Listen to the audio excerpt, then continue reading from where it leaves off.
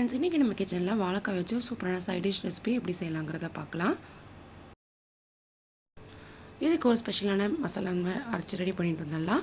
அதுக்கு ஒரு மிக்ஸி ஜாரில் தோல் உரிச்ச ஒரு 10-12 சின்ன வெங்காயம் எடுத்து வச்சுருக்கேன். கூடவே வந்துட்டு பெரிய தக்காளி இருந்ததுன்னா பாதி தக்காளி இப்போ கட் பண்ணி போட்டுக்கலாம். கூடவே காரத்துக்கு 2 வரமிளகாய், 2 துண்டு பட்டை, கொஞ்சமாக கல்பாசி,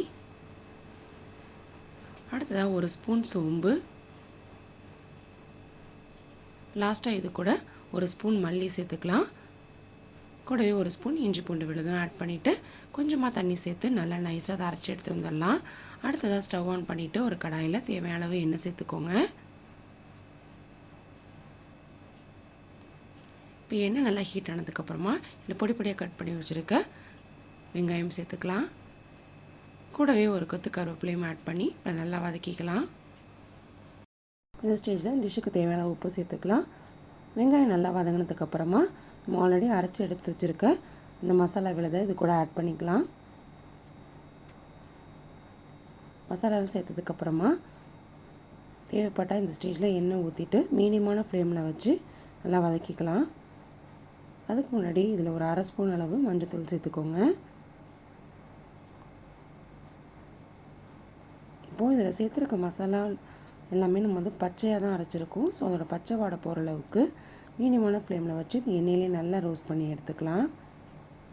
ரோஸ்ட் பண்ண பார்த்தீங்க அப்படின்னா அதில் மல்லி மிளகாலாம் சேர்த்துருக்கிறதுனால கலர் நல்லா சேஞ்ச் ஆகி வரும். இல்லை வர ஆரம்பிச்சிருச்சு. இப்போ இந்த ஸ்டேஜில் வாழைக்காயை வந்துட்டு நான் எப்போதும் வறுவலுக்கு கட் பண்ணுற மாதிரி கட் பண்ணிவிட்டு அதையுமே வந்துட்டு பாதியாக கட் பண்ணி எடுத்திருக்கேன். ஸோ இந்த மாதிரி ஷேப்பில் வந்து நம்ம போடும் பொழுது ஒரு மசாலா வந்து நல்லா வந்து உள்ளே ஏறி இருக்கும். நீங்கள் வந்து ரவுண்டாக அப்படியே கட் பண்ணி போடுறதுனாலும் வாழைக்காய் வறுவலுக்கு ஆட் பண்ணுற மாதிரி ஆட் பண்ணிக்கலாம். இப்போ இதை வந்து நம்ம ஆல்ரெடி வதக்கி வச்சுருக்க அந்த மசாலாவோட நல்லா வந்து கலந்து விட்டுக்கோங்க.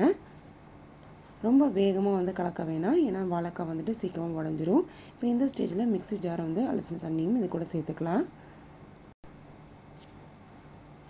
இப்போ தண்ணி விட்டு ஓரளவு நல்லா கொதி வந்ததுக்கப்புறமா அதை மூடி போட்டு மீடியமான ஃப்ளேமில் வச்சு ஒரு 5-6 நிமிஷம் வச்சிடலாம். வாழைக்காய் இப்போ நல்லா வெந்து வரட்டும்.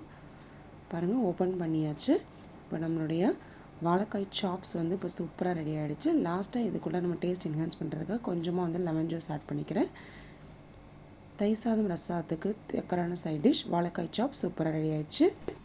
இந்த வாழைக்காய் சாப்ஸ் பார்த்திங்கன்னா தயிர் சாதம் ரசாதம் மட்டும் இல்லாமல் லெமன் ரைஸ் கூட வச்சு சாப்பிட்றதுக்கும் டேஸ்ட் ரொம்பவே சூப்பராக இருக்கும்.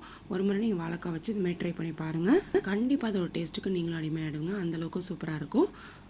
இந்த ரெசிபி உங்களுக்கு பிடிச்சிருந்துச்சுன்னா மறக்காம லைக் பண்ணுங்கள், ஷேர் பண்ணுங்கள். நம்ம சேனல் வரைக்கும் சப்ஸ்கிரைப் பண்ணலாம், மறக்காம சப்ஸ்கிரைப் பண்ணிக்கோங்க. நம்ம சேனலில் நான் ரைஸ்க்கான நிறைய சைட் டிஷ் ரெசிபிஸ் வந்து நான் அப்லோட் பண்ணியிருக்கேன். அந்த பிளேலிஸ்ட்டுக்கான லிங்க் வந்து கீழே டிஸ்கிரிப்ஷன் பாக்ஸில் தரேன், வேணுங்கிறவங்க செக் பண்ணிக்கோங்க. தொடர்ந்து இதேமாதிரி நம்ம சேனலை சப்போர்ட் பண்ணுங்கள். வேறொரு இன்ட்ரெஸ்டிங்கான வீடியோவில் உங்களை மீட் பண்ணுறேன். until then take care, bye.